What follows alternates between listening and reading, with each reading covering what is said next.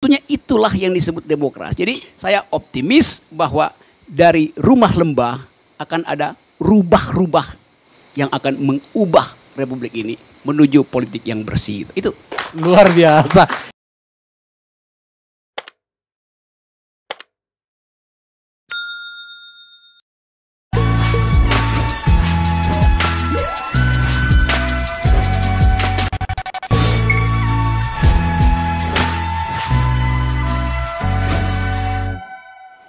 Assalamualaikum warahmatullahi wabarakatuh.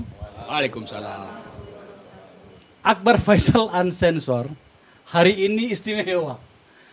Hari ini kita berada di antara, istilah saya, di dalam cawan lembah. Cawan lembah antara Gunung Salak dan Gunung Gede Pangrango. Kami dikelilingi oleh sungai di sebuah tempat bernama Rumah Lembah. Dan hari ini hadir saudara-saudara saya dari warga desa di sini yang berkumpul terikat dalam sebuah komunitas bernama Komunitas Rumah Lembah untuk dua tujuan. Penyelamatan hutan lindung yang ada di sekitar sini dan aliran sungai yang luar biasa indahnya, jernihnya dan bisa langsung diminum. Dan saya ingin Anda tahu siapa tamu saya. Tamu saya adalah Rocky Gerung. Wah. Luar biasa ya Rock ya? Ini kejutan nih. Dan saya diundang, saya nggak nyangka bahwa ada tempat seindah ini. Yang hanya setengah jam dari Bogor itu. Iya betul. Itu Pak Akbar bilang ini cawan gitu. Kalau saya naik gunung, lembah yang diapit oleh dua bukit itu namanya sadel. Kita sebut sadel, kayak sadel kuda. Iya. Kan ini kuda dari punggung, dia turun ke lekukannya terus ekornya. Jadi cekukan ini namanya sadel gitu. Jadi kita bilang ini sadel rumah lembah itu. Tadi Rocky, gue nggak pernah nyangka, lu datang itu pakai sepeda bro. Sepeda dan dia kami langsung turun ke sungai. Dan jalannya tiba-tiba dia Rocky hilang, naik ke atas gunung di belakang sana gitu. Terus munculnya dari sana no, di antara sawah-sawah. Saya tentu saja senang kalau kemudian kita masih bisa kembali ke alam.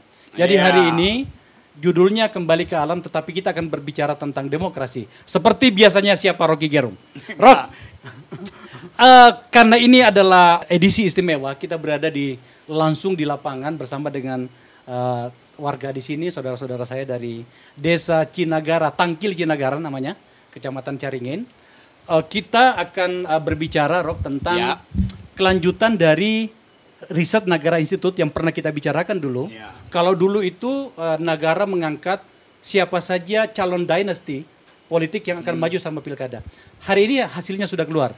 Pilkada 2020 sudah selesai dan kemudian hasil dari gugatan-gugatan yang dimajukan ke Mahkamah Konstitusi sudah keluar. Hasilnya lumayan, saya nggak ngerti apakah kita harus gembira atau tidak. Jadi dari 132 dinasti yang maju pada pilkada, ada 8 yang gagal maju karena berbagai sebab, ada 124 yang maju. Nah hasilnya, top 57 yang memenangkan pertarungan, tapi ada 72 yang kalah. Pertanyaan bagi kita adalah, apakah ini karena mereka betul-betul kalah karena kurang persiapan, atau kurang modal dinasti ini, ataukah karena masyarakat kita yang semakin sadar apa yang harusnya mereka lakukan untuk seorang pemimpin wilayah. Aku pengen mendengarkan catatanmu yang paling kritis, Rob. Saya nggak peduli sebab apa dia kalah, yang penting ada yang kalah gitu. Kalau nggak, bahaya tuh. Dan yang kalah lebih banyak dari yang menang tuh. Jadi 50 lawan 70 tuh. Jadi lebih banyak orang yang tidak menginginkan politik dinasti itu dengan alasan apapun. Nah, Nagara Institute tentu sebelum pemilu itu, pilkada itu sudah berkali-kali meluncurkan hasil risetnya dan dikutip oleh banyak media. Pasti konstituen di daerah itu membaca kritik itu. Yang mungkin sebetulnya mungkin saya membayangkan tadinya mungkin dinasti ini menganggap dia paling menang 70% itu. Dan tiba-tiba ada intervensi dari riset Nagara Institute dan orang itu membaca, semua kita punya handphone dan bisa baca itu. Lalu timbul kesadaran bahwa jangan milih dinasti itu. Jadi ada pengaruh dari riset Nagara Institute. Itu pentingnya satu institusi seperti yang digagas oleh Akbar Faisal dan teman-teman yang menghasilkan kesadaran masyarakat itu. Beda dengan satu surveyor, lembaga riset yang justru mempromosikan 3 periode tuh. Dengan anggapan bahwa rakyat menginginkan. Lo mestinya kita bertanya, masa rakyat tidak menginginkan dinasti tapi ingin 3 periode? 3 periode kan dinasti juga kan? Jadi ada kontras, ada yang terbalik sekarang tuh. Semua orang menganggap 3 periode ada kehendak rakyat, Nagara Institute bilang enggak, rakyat enggak menghendaki. Buktinya lebih banyak yang enggak menghendaki dinasti. Itu satu pikiran tuh, satu paket. Jadi betul-betul kita mesti lihat bagian itu tuh. Nah teman-teman di Cinagari tentu berupaya untuk mendeteksi, meraba suhu politik itu. Karena bagaimanapun kehidupan kita dipengaruhi oleh keputusan politik. Keputusan gubernur, keputusan bupati, wali kota, apalagi keputusan presiden. Karena itu kita mesti sama-sama merawat yang saya sering sebut akal sehat. Supaya kita nggak ditipu oleh akal bulus ini. Tentu dengan menghargai hasil berpikir akademis. Bukan asal ngoceh gitu atau marah-marah di TV. Tapi karena ada risetnya. Nagara Institute itu berlokasi di kepala dan hati kita masing-masing. Kalau ditanya, di mana sih alamat Nagara Institute? Ya di otak dan di hati kita masing-masing. Itu maksudnya. Ciri khas Rocky. Seperti itulah teman-teman sekalian. Jadi kalau Anda lihat di TV kerajaan seperti itu, kadang-kadang saya berkelahi ya kayak begini gayanya nih. Tetapi kenapa sampai saya selalu berbicara dengan Rocky dan mengajaknya, karena menurut saya dalam segala euforia, kegairahan saya misalnya yang terlibat dalam sebuah kekuasaan, setidaknya ada ruang di dalam diri kita masing-masing, dan saya memasang itu dalam hati saya bahwa ada ruang yang harus saya siapkan untuk mendengarkan orang lain. Dan saya menyiapkan Rocky ada di situ. Kadang-kadang saya sakit hati mendengarkan Rocky bicara. Tetapi ya menurut saya setidaknya kita mendengarkan itu. Karena ada satu hal, kenapa sampai teman-teman sekalian, kalian boleh saling berbeda pendapat ya. Kalian boleh saling mengkritik, tapi jangan pernah masuk ke wilayah personal yang menyakitinya secara personal. Rocky tidak pernah melakukan itu. Itu apresiasiku untuk Rocky ya. Tapi begini aku pengen tahu. Meskipun 53 tetap angka yang besar yang menang. Tetapi ada yang kalah dan ternyata jumlahnya lebih besar. Apakah kemudian kita bisa memastikan atau menyimpulkan bahwa demokrasi telah membaik di kita? Di negara kita yang sangat-sangat terjebak pada oligarki dan dinasti itu sendiri? Paling tidak para pemodal politik berhitung ulang kalau mau investasi politik tuh. Kita mungkin terlalu cepat menyimpulkan demokrasi membaik. Tetapi ada pelajaran bahwa tidak mungkin lagi rakyat itu disuruh memilih hanya dengan disodorkan amplop itu. Itu masalahnya itu. Jadi kalau saya selalu berbeda pendapat dengan Pak Akbar Faisal, sebetulnya kita saling menegur pikiran gitu. Nah, berbeda pendapat itu adalah persahabatan di antara orang berpikir gitu. Ya, betul. Saya dan Akbar Faisal tidak bersahabat untuk korupsi. Kita bersahabat untuk menghasilkan pikiran demokratis melalui riset semacam ini tadi. Jadi kalau tadi saya balik bahwa ternyata di daerah ada penolakan terhadap dinasti itu. Itu tanda bahwa rakyat menghendaki demokrasi itu. Jadi itu poinnya. Bahwa kemudian secara diukur statistik ada pelemahan demokrasi karena ada korupsi, ada partai yang dikudeta segala macam. Itu soal di dalam institusi-institusi. Tapi kultur kita sebetulnya, kita menghendaki demokrasi. Kita ingin agar pemimpin itu yang saya hasilkan dari pilihan akal sehat saya tuh. Bukan karena saya dapat dompet tebal, tapi karena saya tahu otaknya tebal. Maka saya pilih dia tuan. Jadi itu poinnya Akbar. Ya, kalau misalnya kita agak masuk sedikit pada soal siapa yang menang dan siapa yang kalah. Ya. Memang kita bisa mengidentifikasi lebih jauh. Bahwa ternyata memang yang kalah itu yang relatifly tingkat kekerabatannya dengan sang oligark itu sendiri itu relatifly bukan kurang dekat. Lawang juga ada ponakan kok ada om. Tetapi yang menang itu ya memang yang sangat dekat. Iya, istri, anak segala macam. So makanya tadi saya bertanya dan Anda sudah mencoba membantah saya dan mengatakan mungkin terlalu cepat kalau kita katakan demokrasi kita membaik. Mungkin ada benarnya.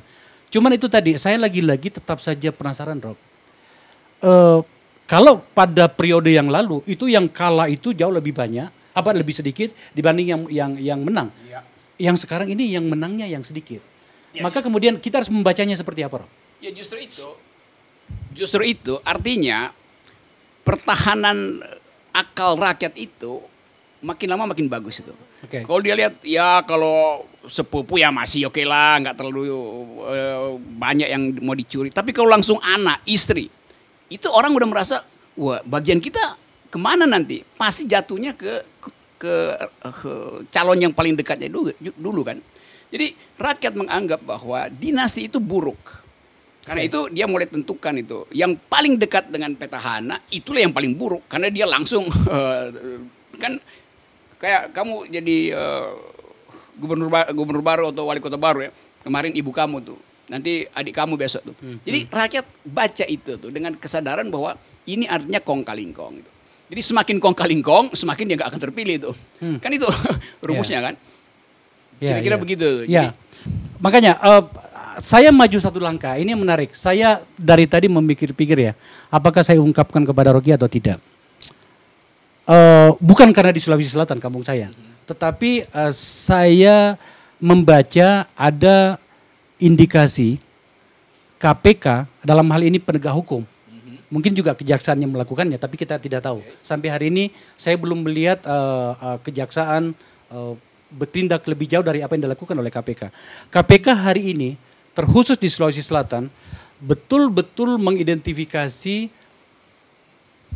peran cukong, terutama pada saat pilkada itu.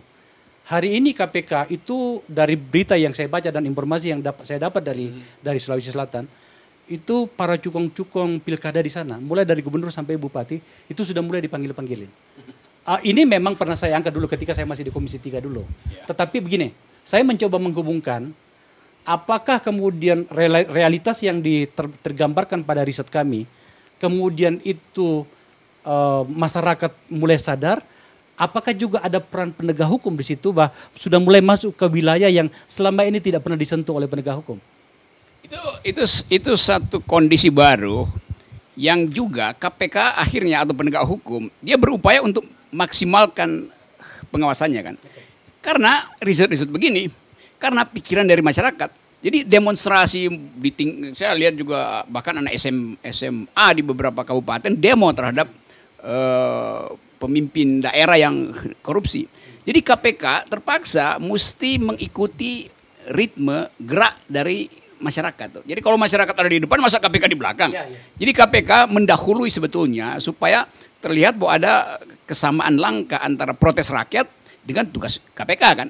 Nah itu menjadi sinyal pada pemilih bahwa oke, kalau begitu aman. Kita harus memilih sesuai dengan hati nurani, bukan sesuai dengan jumlah amplop yang diterima gitu.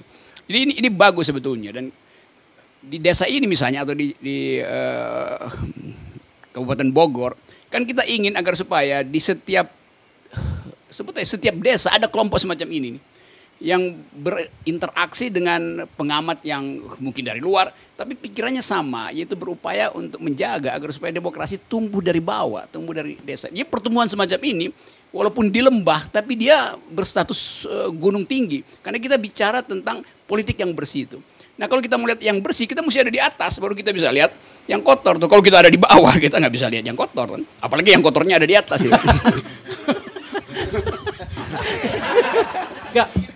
ya. Saya sering bertanya, Rok ya, kenapa cukong? Karena kita berbicara tentang itu tadi. Kita sudah maju selangkah dari pembicaraan awal kita. Kenapa cukong itu selalu selangkah lebih maju dibanding hukum itu sendiri? Kenapa cukong itu selalu lebih canggih dibanding perangkat hukum itu sendiri? Dan kenapa kemudian kita sebagai rakyat itu kemudian kadang-kadang pada banyak wilayah yang saya lihat itu menyerahkan diri untuk menerima apa saja yang mereka lakukan? Cukong selalu selangkah lebih maju dari hukum karena hukumnya memang dibiayai sama cukong. Gitu. Jadi cukong mengantisipasi. Kalau saya bikin kejahatan bulan Juli nanti, kalau saya ini cukong, saya rencana bikin kejahatan bulan Juli. Maka bulan April saya mulai cicil anggota DPR mana yang bisa saya sogok supaya awal bulan Juli udah ada hukum yang nanti nggak akan menghukum dia tuh. Jadi udah diijon pembuat hukumnya kan. Itu yang terjadi itu, yang kita sebut oligarki ya begitu kerjaannya tuh. Kan kalau saya mau berbuat curang, kan pasti akan dihukum kan. Nah supaya nggak saya dihukum, saya berupaya sebelum saya ketahuan hukumnya saya rubah dulu tuh. Maka saya sogok hakim, sogok jaksa segala macam. Itu yang terjadi. Kembali ke Cukung dulu, Rocky. Begitulah. Yeah. Jadi karena itu kita berkumpul di sini supaya kita sama-sama ini rumah lembah kalau disingkat jadi rubah gitu. Kita jadi rubah gitu. Rubah atau merubah atau jadi binatang rubah itu yang memangsa mereka yang berupaya untuk menangkap ayam piaraan kita tuh. Jadi para penonton Akbar Faisal Unsensor, saya harus menyampaikan di sini bahwa pada wawancara atau diskusi saya dengan yang pertama dengan Rocky dulu pada beberapa bulan yang lalu, kami menyepakati agar kemudian melalui Akbar Faisal Unsensor itu kami membuat pendidikan dan pelatihan politik, termasuk menyangkut dengan bagaimana kritik itu harus disampaikan. Nah, saya lupa tadi pada bagian awal mau menyampaikan bahwa ini adalah episode pertama dari rencana kami itu. Maka kemudian kami memulai seperti ini. Dan sengaja memang saya bawa ke sini supaya kemudian masyarakat juga bisa melihat bagaimana narasi itu dibangun oleh para kami-kami yang sering Anda lihat di berbagai forum-forum. Supaya apa? Kemudian Anda bisa memahami juga bahwa oh ternyata bangsa ini sedang mencoba untuk bergerak. Kita bergerak, tapi mungkin tidak terlalu maju seperti yang seharusnya. Rock, Ya. saya tetap saja penasaran bagaimana kemudian perdebatan-perdebatan kita menyangkut tentang penguatan birokrasi, penguatan hukum itu selalu berulang. Saya kembali lagi pada pertanyaan yang saya tadi. Kapankah kemudian kita bisa merasakan bahwa negara kita maju, selangkah lebih maju, 2 langkah lebih maju, terutama dalam hal penguatan civil society di hadapan kekuatan-kekuatan oligarki itu tadi. Ini kita berbicara tentang tadi ya, itu masih ada ternyata. Masih ada calon-calon oligark yang 53 oligark tadi di berbagai daerah. Apa yang ingin kau katakan, Rob? Jadi itu soal yang sangat perlu kita waspadai, yaitu pelemahan institusi-institusi negara itu. Hukum melemah, moral DPR melemah tuh, hakimnya bisa disogok itu, polisinya berantakan, bikin skenario aja kebaca tuh. Jadi banyak hal yang sebetulnya bisa dibetulin. Cara betulinnya adalah melalui partai politik. Karena memang partai politik akan buat undang-undang kan. Tapi sekarang coba lihat misalnya, ada nggak partai politik yang mengumpulkan konstituennya lalu bicara semacam ini? Dia bicaranya di kamar hotel untuk bagi-bagi sogokan supaya konstituen gak usah ngoceh di publik itu. Nah kita di sini adalah ruang diskusi bebas. Di partai politik kita nggak bisa diskusi begini. Begitu ketua partai bilang stop, ada telepon dari istana, saya mesti meluncur ke istana. Ditinggalin diskusinya tuh. Kalau ada diskusi. Nah ini yang kita sebut sebagai politik wong cilik yang begini ini mestinya saling mengucapkan kritik, saling memberi masukan, saling mengingatkan, dan mau saling bercakap-cakap tuh. Jadi saya kira tadi pertanyaan Akbar, mengapa ada pelemahan di dalam lembaga-lembaga politik? Karena nggak ada kurikulum buat rakyat bercakap-cakap. Jadi rumah lembah ini adalah gabungan dari semua kurikulum partai politik, nggak pernah dibikin di partai. Kita bikin di sini nih. Jadi bayangkan misalnya memutuskan sesuatu itu hanya di tingkat fraksi, tingkat bahkan fraksinya tertutup cuma 3-4 orang, nanti yang lain bilang tanda tangan aja ya. Kan Akbar tahu kan cara-cara begituan kan. Udah tanda tangan aja, titip Tanda tangan. Titip tanda tangan. Ya. Nggak ada yang disebut partisipasi begini, ketemu dengan rakyat di bawah tuh. Jadi menurunkan gengsi untuk bertemu dengan rakyat, itulah cara terbaik untuk melakukan pendidikan politik tuh. Pendidikan politik artinya bertatap dengan rakyat, bukan wawancara di TV itu atau bikin hasil kongres. Hasil kongres bilang begini tuh enggak begitu. Supaya kan saya baru tahu misalnya ada ketidakadilan, ya tapi saya nggak akan baca statistik, itu mudah ada di koran. Saya membaca mata dari emak-emak di desa ini yang pagi-pagi udah pusing nih, di kantongnya mungkin tinggal ada 3 lembar 10 ribuan tuh, padahal panen masih 2 bulan lagi tuh. Anaknya ada di TK PAUD misalnya, mau dikasih jajan nggak ada lagi tuh. Jadi yang disebut ketidakadilan ada di mata perempuan, di mata emak-emak tuh, bukan ada di statistik yang dibicarakan tiap minggu di istana tuh. Itu pentingnya pembelajaran dimulai dari dasar gitu. Yaitu dengan tatap muka untuk tahu bahasa tubuh yang sedang menderita. Ush, dahsyat itu luar biasa itu. Ini sudah mulai keluar apa inti atau magma dari pikiran Rocky gitu ya. Gitu kira-kira ya. Nah, Rock, kenapa kemudian bahasa-bahasa atau narasi seperti ini itu begitu cepat terbang, diterbangkan angin di memori elit ya? Apakah kemudian memang kita masih punya harapan untuk meyakinkan mereka bahwa orang-orang seperti yang duduk di hadapan kita ini, saudara-saudara kita ini adalah orang-orang yang pada suatu saat nantinya mereka sadar dan kemudian mereka menuntut apa yang harusnya mereka dapatkan? Saya berkali-kali jadi reviewers, reviewer artinya pemeriksa hasil riset misalnya di LIPI, lembaga-lembaga penelitian resmi itu sebetulnya bermutu juga, tapi karena hanya dimaksudkan untuk nambahin kredit kum supaya cepat naik pangkat, itu nggak dipublikasi itu. Jadi nggak nyampe ke daerah. Mestinya hasil penelitian LIPI sama seperti Negara Institut dibicarakan di tempat semacam ini nih, supaya rakyat langsung tahu masalahnya. Jadi bayangkan lembaga ilmu pengetahuan Indonesia itu yang bikin riset sosial, politik, macam-macam itu selesai didiskusikan di ruang kuliah terbatas, disimpan di file tuh. Nggak pernah masuk sampai ke tingkat RT supaya orang, kan setiap rakyat harus punya akses untuk membaca hasil riset dari lembaga ilmu pengetahuan Indonesia tuh. Kalau kita nggak bisa bahasa Inggris, panggil penerjemah. Terjemahin apa tuh istilah-istilahnya. Kalau kita nggak bisa baca statistik, rakyat berhak untuk tahu ini apa sih cara membaca statistik. Karena kita yang bayar mereka untuk meneliti kita. Sering dianggap bahwa enggak itu dari negara, tapi dari pajak jagung yang saya tanam itu di situ ada bagian saya yang diambil untuk membayar research negara. Kalau Akbar Faisal dia bukan dari negara, dia bayar sendiri risetnya tuh. Tapi yang dibiayai negara juga mesti tiba di rakyat. Jadi mulai aja tagih mana hasil riset tentang kemiskinan petani di Cinagari. Dan kita mau tahu tuh apa penyebabnya tuh. Kita mau tahu kenapa partisipasi politik setelah pemilu tuh melempem. Tolong riset supaya kita tahu, supaya kita berubah. Itu hak kita untuk tahu hasil riset tuh. Itu yang nggak ada tuh.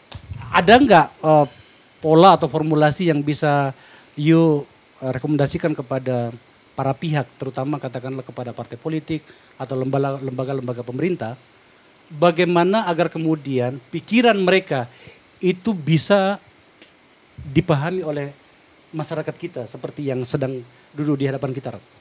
Lebih baik dana-dana riset dikasih ke swasta-swasta, jangan lembaga-lembaga negara, karena itu cuma buat ngabisin APBN kan, supaya kelihatan bahwa oke, ada pekerjaan Departemen Pendidikan, Departemen BPPT, maka mesti keluar dana supaya tercatat di anggaran bahwa telah dilakukan riset.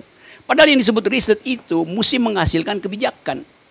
Nah itu yang nggak ada kan. Jadi mesti hasil riset itu diwajibkan untuk dibaca oleh rakyat di daerah tuh. Dengan cara apa? Gaji secara khusus dosen-dosen daerah itu untuk menerangkan hasil riset dari pusat. Ini hasil riset Negara Institut yang dari awal ambil standpoint untuk mempersoalkan dinasti itu. Tibanya cuma di sini karena Akbar Faisal mengumpulkan kita di sini nih.